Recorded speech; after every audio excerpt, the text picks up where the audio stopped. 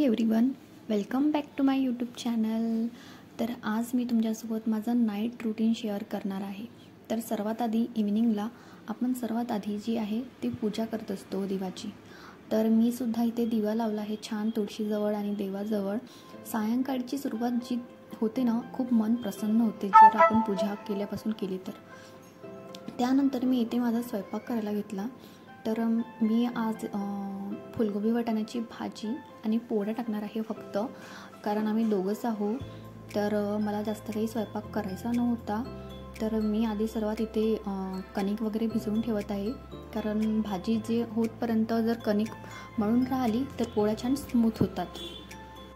तुम्हाला एक ट्रिक सांगते इथे, जर तुम्हाला जर पोळ्या बनवायच्या असल्या, कणिक खूप जास्त व्हायला नको किंवा कमी व्हायला नको, तर तुम्ही या प्रकारे तुम्हाला व्हिडिओमध्ये जसं दिसलं असेल की मी हाताने जे आहे ते माप घेऊन घेत आहे की म्हणजे ॲटलिस्ट किती पाहिजे आहे ते।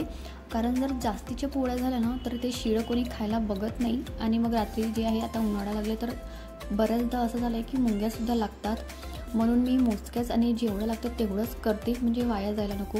एखाद्या वेळेस ठीक आहे आपण ते मग नंतर जर मॉर्निंगला पोळी गरम करून खातो किंवा मग कुटके वगैरे, पण रोज रोज असं आपण नाही करू शकत, कारण पोटालासुद्धा म्हणजे त्रास होतो त्यामुळे।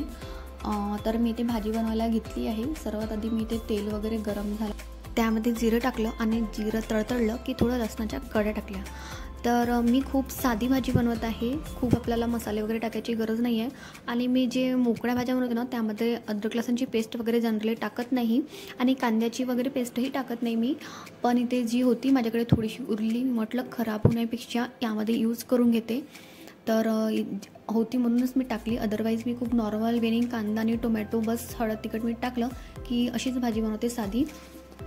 तरी ते मसाले वगैरे मी हळद वगैरे टाकून घेत आहे, आणि थोडा वेळ त्याला छान होऊ दिलं की मसाल्याला मग असं तेल सुटलं की त्यानंतर आपल्याला भाजी ॲड करायची आहे। कारण जर आपण आधीच टाकलं तर ते भाजीला तरीसुद्धा येत नाही, आणि मी ते खूप असं काही रस्सा वगैरे ठेवणार नाही आहे। तर कांदा टोमॅटो ॲड केल्यानंतर आपल्याला आता यामध्ये भाज्यासुद्धा ॲड करून घ्यायची आहे। मी पाणी नितळत ठेवलं होतं, म्हणजे फुलगोबीचं जे पाणी आहे ते निघून जाण्यासाठी। तर काय होतं ना, फुलगोबीला आधी मी एका गरम पाण्यामध्ये आधीच उकळून ठेवतं तसं तर, कारण जे वास वगैरे असतो फुलगोबीचा तो यायला नको म्हणून, आणि टेस्टही मग थोडी वेगळी लागते, त्यामुळे गरम पाण्याने मी ती फुलगोबी आधीच धुवून ठेवलेली होती। आणि ताट झाकून ठेवलं, त्यावर थोडं गरम पाणी ठेवलं।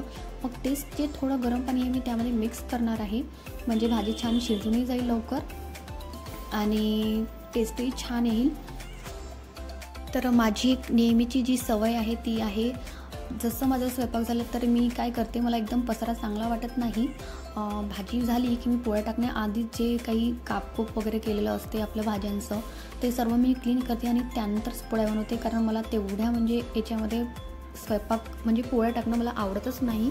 त्यामुळे म्हणजे मी तेव्हाच्या तेव्हाच सर्व जे व्यवस्थित ठेवू करून देते, जसं तेल मसाल्याचे डबे मिठाचं वगैरे डबे आहे मी ते आधीच भाजी मांडल्यानंतर ठेवून देते, आणि त्यानंतर पोळ्या टाकते, म्हणजे आपल्याला पोळ्या टाकल्यानंतर तेवढं काही पसारा आवरण्याची गरजही पडत नाही। तर इथे कणिक थोडी माझी गिली झाली होती म्हणून मी थोडं पीठ लावून आणखी मळून घेत आहे, आणि मस्त छान अशा चपात्या टाकणार आहे। आता पोळ्या टाकायच्या आधी ना तावा गॅसवर यासाठी ठेवायचं, कारण तावा गरम झाला ना त्याच्यानंतर जर पोळी ठेवली आपण तरच पोळी छान होते।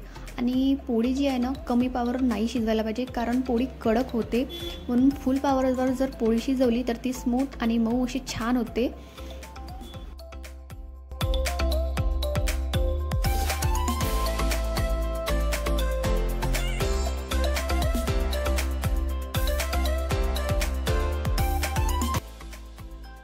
सो पोळ्या पण इथे आपल्या रेडी झालेल्या आहेत, आणि जी वाचलेलं जे पीठ आहे ना ते मी एका डब्यामध्ये ठेवत असते काढून, त्याच डब्यामध्ये नाही टाकत। आणि कोरपाट बेलनासुद्धा धुवून जे आहे ते मी रात्रीच ठेवत असते, कारण खरकटं कोरपाट बेलना नाही ठेवायला पाहिजे, हे मी माझ्या आधीच्याही व्लॉगमध्ये सांगितलेलं आहे। माझ्या आईची सुद्धा ही सवय आहे की रात्रीच धुवून ठेवायचं, आणि तिने मला सुद्धा सांगितलं की असं खरकटं कोरपाट बेलना वगैरे नाहीच ठेवायला पाहिजे। स्वयंपाक खूप कमी होता त्यामुळे गॅस वगैरे काही तेवढी खराब झालेली नव्हती, म्हणून मी फक्त एकदा एका कपड्यानेच ते थोडं वाईप करून घेत आहे। वरण किंवा आपण काही असं दुसरं जर रस्याची भाजी वगैरे केली तर ते थोडं जास्त किचन खराब होत असते, पण मला काही जास्त स्वयंपाक होता नाही त्यामुळे खूप काही असं म्हणजे खराब झालेलं नव्हतं, पण तरीही क्लीन करायची गरज असतेच। जेवण वगैरे झालं आमचं इथे. त्यानंतर मी इथे आधी ओटा म्हणजे जो भांडे घासले तर रिकामा होऊन जाते, त्यामुळे मी सर्वात आधी इथे म्हटलं भांडे वगैरे घासून घेते, म्हणजे ओटा जो आहे ते पूर्ण व्यवस्थित क्लीन करता येईल. तसं तर खूप खराब झालेला नव्हता, पण काय असते कितीही म्हटलं तरी आपल्याला जोपर्यंत आपण क्लीन करत नाही तोपर्यंत आपलं मनही बरोबर वाटत नाही. आणि मॉर्निंगला जर आपलं फ्रेश किचन दिसलं तर मन असं प्रसन्न वाटतं. म्हणून गॅसच्या ज्या शेगड्या वगैरे आहेत त्यासुद्धा मी रात्री क्लीन करून ठेवत असते. खूप खराब झालेल्या नसल्या तरीही मी घासते, कारण जर खूप जास्त ते मग ठेवलं आपण तसंच आपल्याला वाटतं की खराब झालं नाही तर मग ते चिकटपणा येतो त्यामध्ये आणि डाग्स वगैरे लागले राहते. मग आपल्याला ते स्क्रबरने करावं लागते आणि मग ते काय होते घासून खूप पातळ होऊन जाते आणि मग ते गॅसवरून जे आहे ज्या शेगड्या आहेत त्यानं स्लिप होतात, घसरून जातात. म्हणून मी काय करते, रोज मी ते क्लीन करत असते. आपले जे मिक्सरचे जार वगैरे असतात ना त्यामध्ये आतमध्ये जे आहे ते अन्न असं अडकून राहते, त्यामुळे ते थोडं व्यवस्थित क्लीन करावं लागते. अदरवाईज त्यामध्ये जर फसून राहिलं ते तर मग ते खराब होतं मिक्सरचं आणि चांगलं वाटत नाही मग ते यूज वगैरे करायला.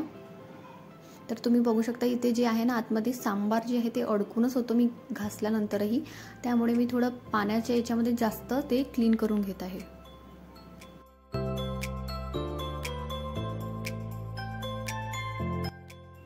तर इथे आपली भांडी वगैरे घासून झाली आहे. जी भांडी आपण घासतो ना सिंकमध्ये ती घासल्यानंतर ना एका कोरड्या जागेत ठेवायची, म्हणजे काय होतं त्याचं पाणी जर पूर्ण निघून गेलं तर भांडी छान ना मॉर्निंगपर्यंत वाळून जातात. अदरवाईज जर ते ओले भांडे राहिले तसेच त्यामध्ये भांड्यांचा वास तर येतोच आणि जर आपण रॅकमध्ये लावले तर पुन्हा काय होते ते पाणी झिरपतं आणि न्यूजपेपर वगैरे जे आपण लावले असते ते ओले होतात आणि त्याच्यामुळेच मग आणखी मुंग्या आणि जे झुरळे वगैरे होतात ना ते ओल्या कागदामुळेच जास्त होत असते. तर मी आता इथे नॉर्मल कपड्यानेच पुसून घेत आहे, कारण खूप जास्त खराब नव्हतं त्यामुळे. अदरवाईज तुम्ही इथे काय करू शकता, डिशवॉशर किंवा बेकिंग सोडा जे आहे ना ते थोडं जर टाकून ठेवलं ना 5 ते 10 मिनिट आणि त्याच्याने जर क्लीन केलं तर ओटा जे आहे पूर्ण व्यवस्थित क्लीन होऊन जाते आपला. तर तुमच्याकडे रात्री मुंग्या वगैरे लागत असतील तर तुम्ही काय करायचं, रात्री जे आहे ना एका वाटीमध्ये लवंग आणि बोरिक पावडर आहे ते एका कोंट्यामध्ये जे आहे वाटीमध्ये ना कॉर्नरमध्ये ठेवून द्यायचं, म्हणजे त्याने झुरळ वगैरे काही लागत नाही. आणि जे आपण जेव्हा स्वयंपाक करतो तर थोडंफार ना ऑइल्स वगैरे जे आहे ते किचनच्या ओट्यावरच्या जी टाईल्स आहे ना गॅस वट्ट्याची तिथे सुद्धा उडते, त्यामुळे ती टाईल्ससुद्धा आपल्याला रोज क्लीन करायला पाहिजे. अदरवाईज जर आपण ती वेळेवर क्लीन केली नाही तर ते डाग जे आहे ना खूप घट्ट बसतात आणि मग ते क्लीन होत नाही.